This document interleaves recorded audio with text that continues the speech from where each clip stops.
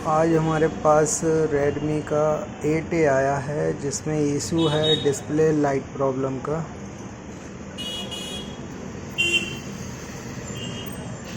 इसमें डिस्प्ले तो आ रही है, ये आपको हल्का सा दिख रहा होगा इसमें, पर लाइट नहीं आ रही। तो अब इसे खोल कर डायग्नोस करते हैं लाइट क्यों नहीं आ रही है। फोल्डर में दिक्कत है कि बोर्ड से दिक्कत है।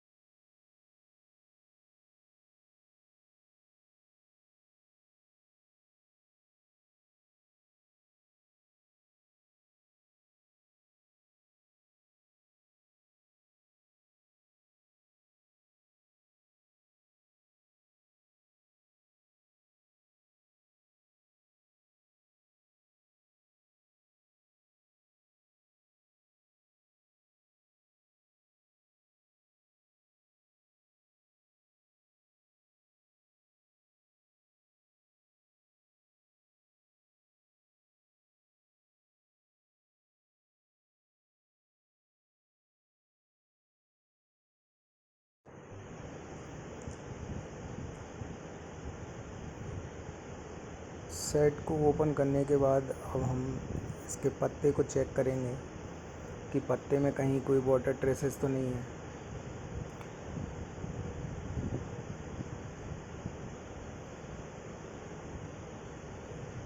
हमारे पत्ते में वाटर ट्रेसेस नहीं दिखे हैं, तो अब हम इसे एक बार और ऑन करके देखते हैं कोई लूज़ कंटेंट तो नहीं था।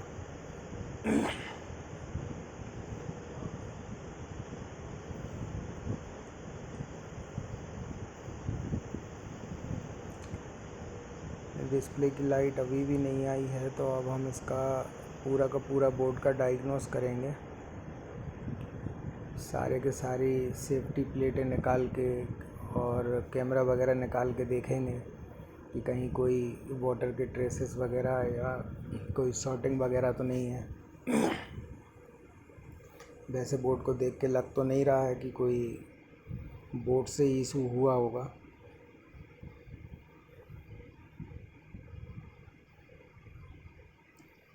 फिर भी चेक तो करना पड़ता है।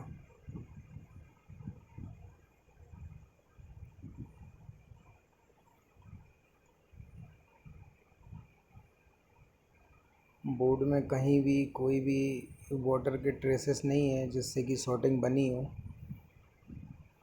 सेफ्टी ग्राउंड निकालने के बाद अब हम दूसरा फ़ोल्डर को लगा के चेक करते हैं।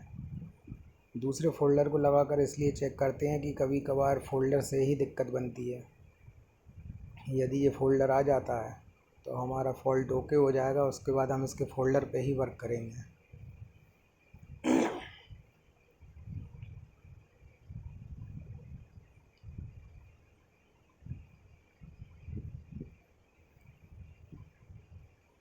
इसमें दूसरा फ़ोल्डर आ रहा है और लाइट भी वर्क कर रही है, मतलब हमारा जो सेट का फ़ोल्डर है उसी में ही कहीं ना कहीं कुछ डैमेज हुआ है। तो अब हम हमारे फ़ोल्डर को ही खोल कर देखेंगे कि फ़ोल्डर में एनोड और कैथोड लाइनों में कोई शॉर्टिंग वगैरह तो नहीं हुई है,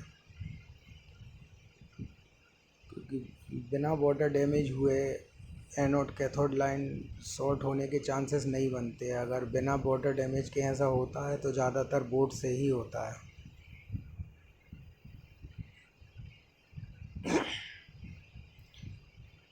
ये हमारे पास एक सेट पड़ा हुआ था जिसका फ़ोल्डर हमने लगा के देखा है और ये बढ़िया प्रॉपर वर्क कर रहा है।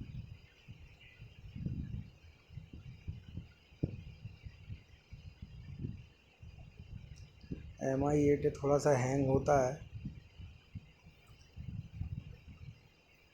स्टार्टअप के बाद, कुछ देर बाद सही चलने लगता है।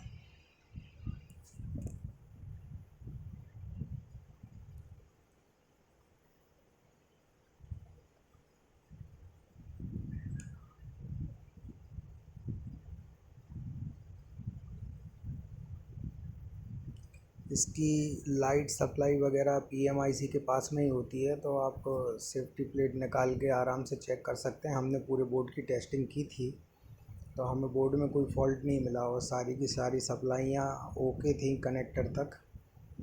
तो अब हम इसका फ़ोल्डर खोल कर देखते हैं कि फ़ोल्डर में कहाँ पर फॉल्ट है।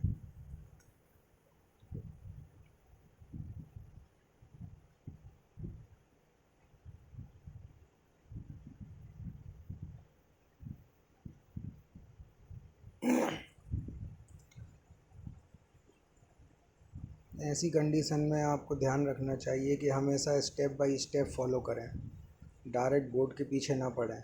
हमेशा बोर्ड डैमेज हो ये कोई ज़रूरी नहीं है।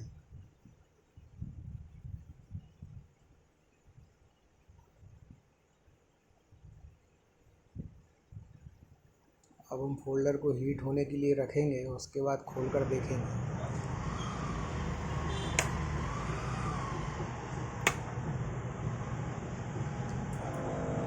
फोल्डर को हम 90 टू 98 डिग्री सेल्सियस तक ही गर्म करेंगे। अगर इससे ज़्यादा आप टेम्परेचर रखते हैं तो आपके फोल्डर में येलो स्पॉट बनने के चांसेस बढ़ जाते हैं। मैं आ रहा हूँ।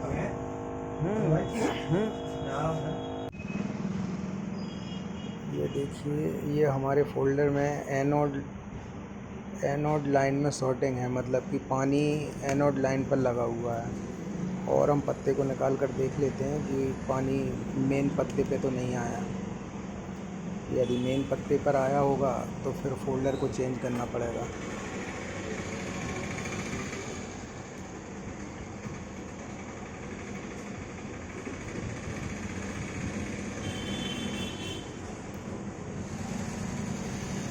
इसको निकालते समय आपको ध्यान रखना है कि फोल्डर एकदम ना खींचे।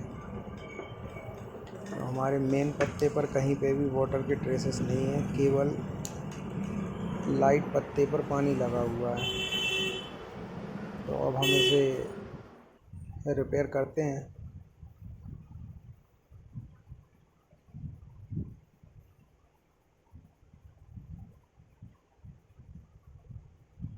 इसे आप डायरेक्ट कनेक्टर से भी चेक कर सकते थे। एनोड वोल्टेज वगैरह पर एनोड वोल्टेज कनेक्टर तक आता है तो पता नहीं चल पाता, उसके लिए फ़ोल्डर को खोलना ही पड़ता है। हालांकि ये पानी से ज़्यादा ट्रैक डैमेज नहीं हुई है, तो इसे केवल रीसोल्ड करके और जो भी पानी से जितना डैमेज हुआ है उसे हटा के दोबारा रीसोल्ड करेंगे। उसके बाद चेक करके देखते हैं।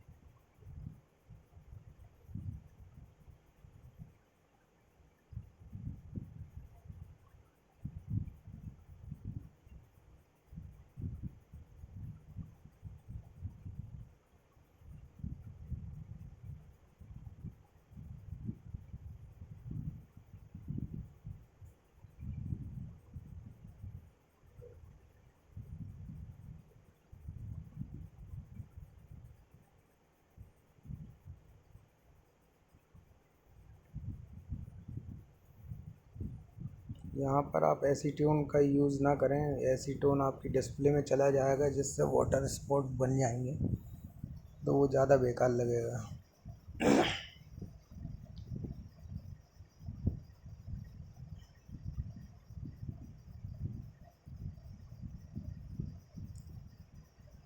सोल्ड करने के बाद इसे आप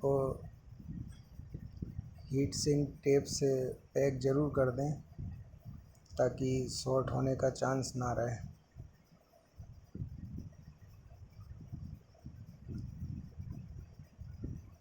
और हम चेक करते हैं हमारा फ़ोल्डर रिपेयर हुआ है कि नहीं। यदि नहीं होता है तो फिर फ़ोल्डर चेंज करना पड़ेगा।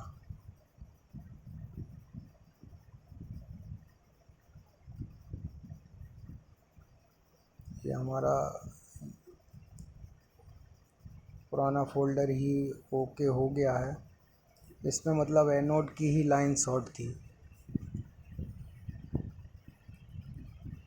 एनोड लाइन पर वोल्टेज नहीं बन रहा था, पहुंच नहीं पा रहा था।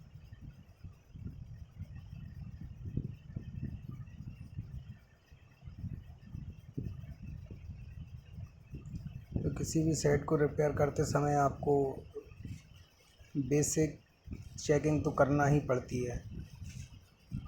अंदाज़तन ही सही आपको फ़ोल्डर दूसरा लगाकर देख लेना चाहिए। हमेशा ऐसा होता नहीं है कि बोर्ड से ही दिक्कत बनती हो।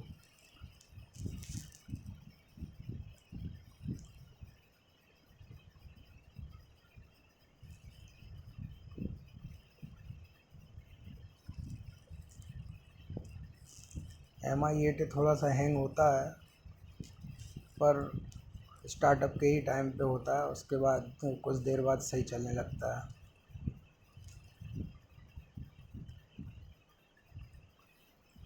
तो हमारा जो लाइट का इशू था वो सॉल्व हो गया है।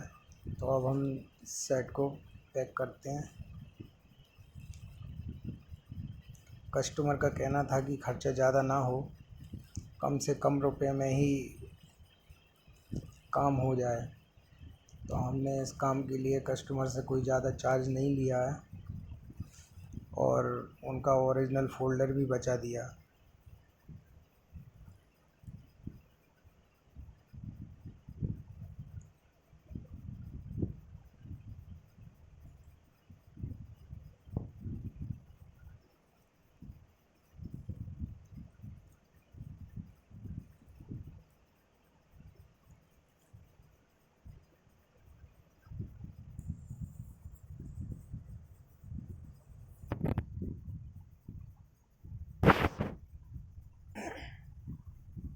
फ़ोल्डर को पैक करते समय आपको ध्यान रखना है कि ट्यूब जो है वो आपको ज़्यादा यूज़ नहीं करना है, केवल कॉर्नर कॉर्नर हल्का ट्यूब ही लगाना है, और हो सके तो एक लेयर से लग जाए तो ज़्यादा ठीक है।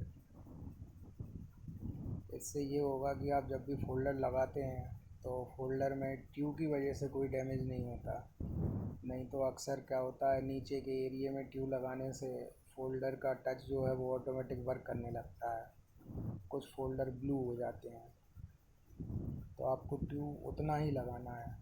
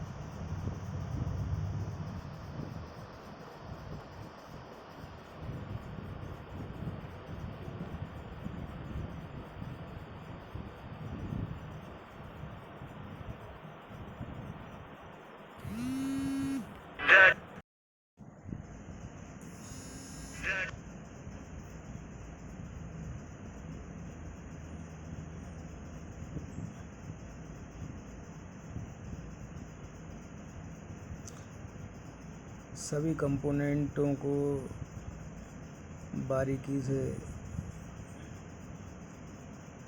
लगाना है ताकि आपको बार बार सेट ना खोलना पड़े।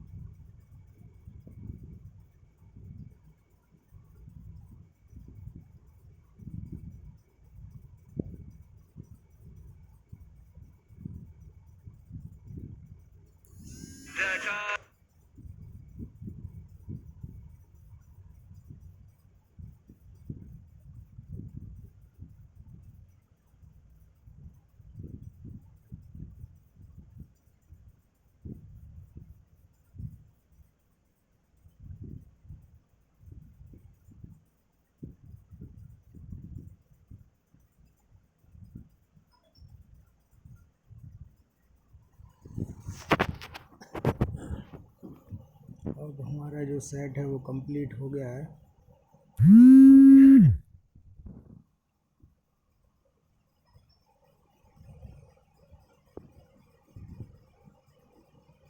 तो आपको हमारा वीडियो कैसा लगा, please like share and comment ज़रूर करें।